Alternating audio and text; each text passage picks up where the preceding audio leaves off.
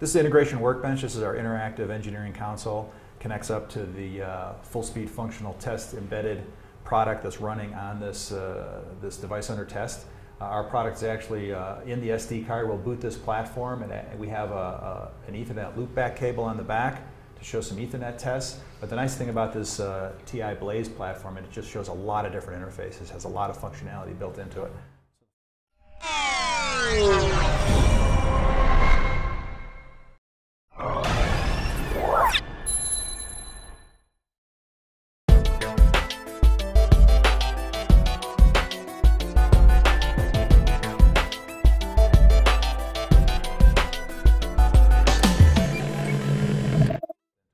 So the first thing we'll do is boot the Blaze,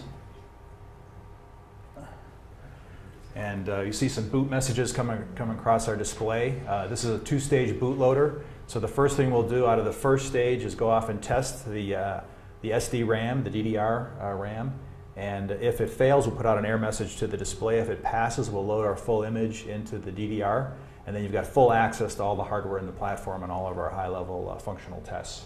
So our Integration Workbench can connect up to 8 targets. This is configured for just a single target.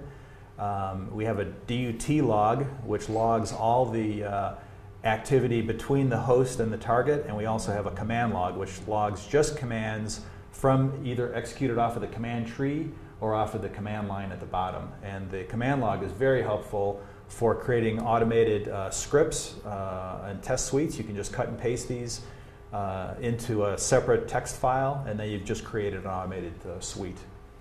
So the first thing I'll do is just to demonstrate some high-level functional tests. And the target is prompting the operator here to confirm that they're seeing color bars. And we have various patterns for testing different aspects of the display. These gradient patterns are great to show stuck bits. It's very obvious when there's a stuck bit. But this is just scroll through some various test patterns. Combination bit test, X pattern for alignment, combination patterns for manufacturing test. And this, we've got some various backlight tests, and these are configurable test suites. This one has quite a few tests built into it. Intersecting lines on the bottom, yeah. This is just set up for asking for 10 touches across the display. Were lines positioned correctly? Yes. So this is an example of some high-level functional tests. So our product includes high-level functional tests to exercise the device under test, but it's built up on a hierarchical architecture. So a good example here is under SD-RAM, challenging for a lot of customers to get SD-RAM stable, DDR I should say. So high-level test suites are built up out of diagnostic tests, and here's an example of all of our memory tests. It has standard tests you'd expect, like walking ones, walking zeros, but we consistently hear back from our customers that these data bus noise tests and the simultaneous switching output tests are finding problems that they just would not have found any other way. So as these tests are configured for a customer's platform, you just double click on it and it'll run.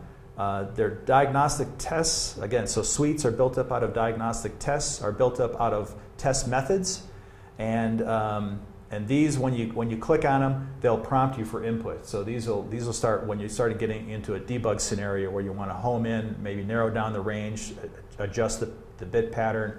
You can do that through the test methods. And then test methods are built up out of low-level commands. And here's where you get into the lowest level of peeking and poking every cell of memory, every register, every GPIO on the platform.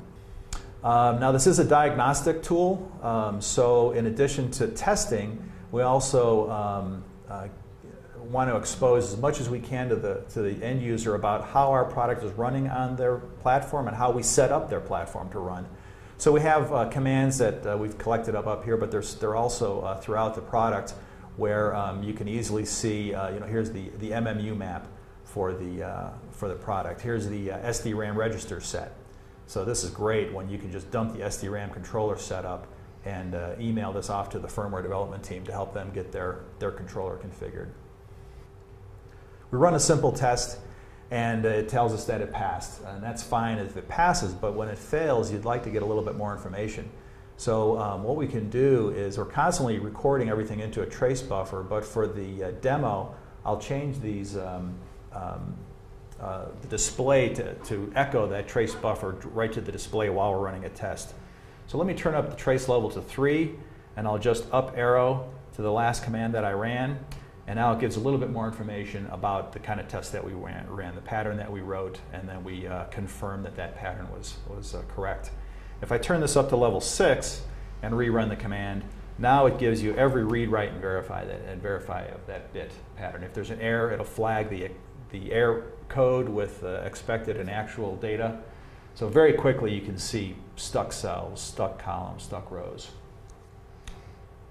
So here's an example of a high-level test where we're going to initialize the display, and then it's going to ask us to confirm that, yeah, we're seeing live video on the display.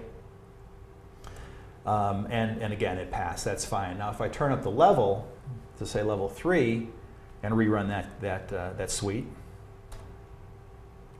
now it's showing the commands that we're running to actually initialize the display. So this is very helpful to help a team understand what it takes, what devices need to be initialized, in what order to get the device initialized.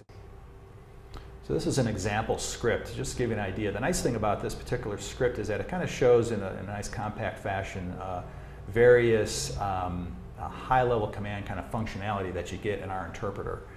So for example, we're defining this command ambient.bkl. We're defining some local variables that we'll use later on in this definition. We're going to open the ambient light sensor, and we're going to read its current value. And then we've got various looping and branching constructs. Here's an if and a begin and again loop, where we're going to loop infinitely the ambient light sensor and adjust the backlight level. So this is kind of an example of how you can create really high-level application kind of functionality without doing any kind of recompile to prove great for a DVT or a demo for a customer, where you can show the functionality of the product without having the full OS and application code up and running. Now this command is up and running. We've initialized the display, and the ambient light sensor is actually just under the Texas logo here, Texas flag. And you can see that we've modified the action of the backlight. So the interpreter and the scripting language is very powerful to help customers do demos and do prototyping of their hardware to confirm that the hardware is working.